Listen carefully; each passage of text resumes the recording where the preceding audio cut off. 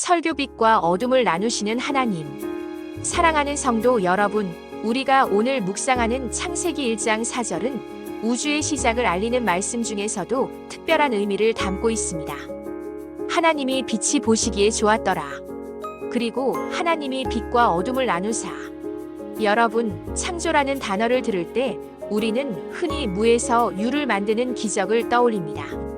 하지만 하나님은 단순히 만드시는 분이 아니라 구별하시는 분이기도 합니다. 빛을 만드신 하나님은 곧바로 빛과 어둠을 나누셨습니다.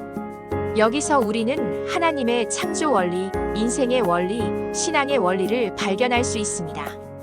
1. 빛이 아닌 것이 나쁘다고 말씀하지 않으셨다. 말씀을 자세히 보면 하나님은 어둠을 보시기에 나쁘다라고 하지 않으십니다.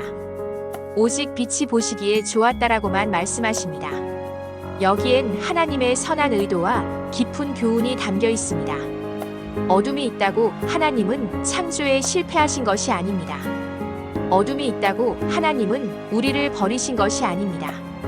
어둠이 있다고 하나님은 분노하시는 것이 아닙니다. 중요한 것은 어둠이 있다는 사실이 아니라 그 어둠 속에서도 하나님이 빛을 창조하신다는 것입니다. 우리의 인생도 그렇습니다. 질병의 어둠, 관계의 어둠, 외로움의 어둠, 실수와 후회라는 어둠, 경제적 어려움의 어둠, 신앙 침체의 어둠. 하나님을 믿는 사람이라도, 오히려 말씀을 깊이 사랑하는 사람이라도 어둠을 경험할 수 있습니다. 어둠이 우리 삶에 있다는 이유만으로 하나님이 우리를 떠나신 것이 아닙니다. 하나님은 말씀하십니다. 빛이 있으라. 어둠이 가득한 순간이 오히려 하나님의 빛이 임하는 순간입니다. 2. 빛과 어둠을 나누사 구별의 은혜. 성도 여러분, 창세기의 창조는 단순한 창조가 아닙니다. 정리와 구별, 회복과 질서의 창조입니다. 하나님은 어둠을 없애지 않으셨습니다. 하지만 빛과 어둠을 구별하셨습니다. 이것이 신앙인의 삶에 꼭 필요한 은혜입니다. 하나님은 우리의 삶을 정리하시는 분. 어둠이 문제일 때가 아닙니다. 문제는 빛과 어둠이 섞여버렸을 때입니다. 믿으면서도 두려움에 묶여 있을 때, 기도하면서도 원망을 놓지 못할 때, 사랑을 말하면서도 미움을 품고 있을 때, 섬긴다 말하면서도 인정과 보상을 바랄 때, 우리의 영적 혼란은 빛과 어둠이 섞여 있을 때 옵니다. 그때 하나님은 우리 인생에 말씀하십니다. 빛과 어둠을 나누라. 내 안에 있는 하나님의 뜻과 내 안에서 일어나는 내 욕심과 감정을 구별해야 한다는 것입니다. 이 구별이 있을 때 마음의 평안이 찾아오고 관계의 회복이 일어나고 영적 방향이 분명해지고 삶이 다시 세워집니다. 3. 하나님은 보시기에 좋았더라를 말씀하시기 위해 우리 인생을 다듬으신다. 하나님이 빛을 보시고 좋다 하셨다는 것은 창조의 완성이 아니라 창조의 과정 중 첫 번째 확인입니다. 즉, 하나님은 우리의 삶이 완성되지 않아도 칭찬하시는 분입니다.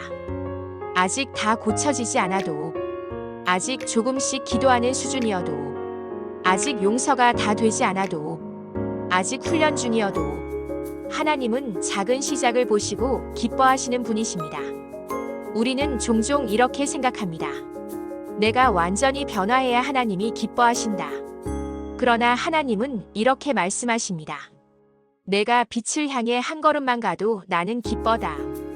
우리의 믿음은 거대한 기적이 아니라 작은 빛을 지키는 순간에 자랍니다. 4. 빛이 우리에게 오는 순간은 보통 조용히 온다. 성경은 번개처럼 빛이 쏟아졌다고 기록하지 않습니다. 빛은 그저 존재했고 어둠을 밀어냈습니다. 하나님의 은혜도 이와 같습니다. 갑자기 번쩍이는 극적인 변화가 아니라 마음 한구석의 작은 위로. 이유는 모르겠지만 다시 기도하고 싶은 마음, 다시 교회 오고 싶은 마음, 다시 누군가를 사랑하고 싶은 마음. 이것이 바로 빛입니다. 어둠이 사라져서 빛이 오는 것이 아니라 빛이 오기 때문에 어둠이 사라지는 것입니다. 5. 하나님은 오늘도 우리 인생의 빛과 어둠을 다루신다. 창세기 1장의 창조는 과거의 사건이 아닙니다. 오늘도 계속되고 있는 현재형의 역사입니다. 하나님은 오늘도 말씀하십니다. 지치고 버티기 힘든 사람에게 빛이 있으라. 상처와 외로움 속에 있는 사람에게 빛이 있으라. 실패와 후회 속에 있는 사람에게 빛이 있으라. 변화되고 싶지만 조금씩만 걸어가는 사람에게 빛이 있으라.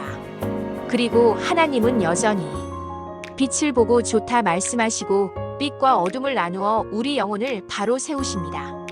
6. 말씀을 마음에 적용하는 결단. 오늘 우리는 이렇게 기도해야 합니다. 어둠이 있다고 낙심하지 말게 하소서. 내 안의 빛을 더 크게 하소서. 빛과 어둠을 구별하게 하소서. 하나님이 보시기에 좋다 하시는 부분을 지켜가게 하소서. 신앙은 완벽한 사람이 되는 것이 아니라 빛을 선택하는 사람이 되는 것입니다. 결론. 창세기 1장 4절의 은혜를 다시 마음에 새깁니다. 하나님은 빛을 보시기에 좋다 하셨고 그 빛과 어둠을 나누셨다. 하나님은 오늘도 우리 인생 속에서 빛을 심으시고 빛을 칭찬하시고 빛을 보호하시고 빛을 구별하게 하십니다. 그리고 결국 하나님께서 보시기에 좋다 하시는 인생으로 우리를 이끌어 가실 것입니다. 마무리 기도. 주님, 어둠 속에서도 빛을 창조하셨듯 우리 인생의 연약함 속에서도 새 일을 행하소서. 작은 믿음이라도 보시고 좋다 하시며 빛과 어둠을 구별하여 우리의 삶을 바로 세우소서. 오늘도 빛을 선택하게 하시고 주의 빛 안에서 살아가게 하소서. 예수님의 이름으로 기도합니다. 아멘. 이 설교는 AI로 만들었지만 함께 은혜를 나누고 싶습니다. 구독과 좋아요, 댓글도 부탁합니다.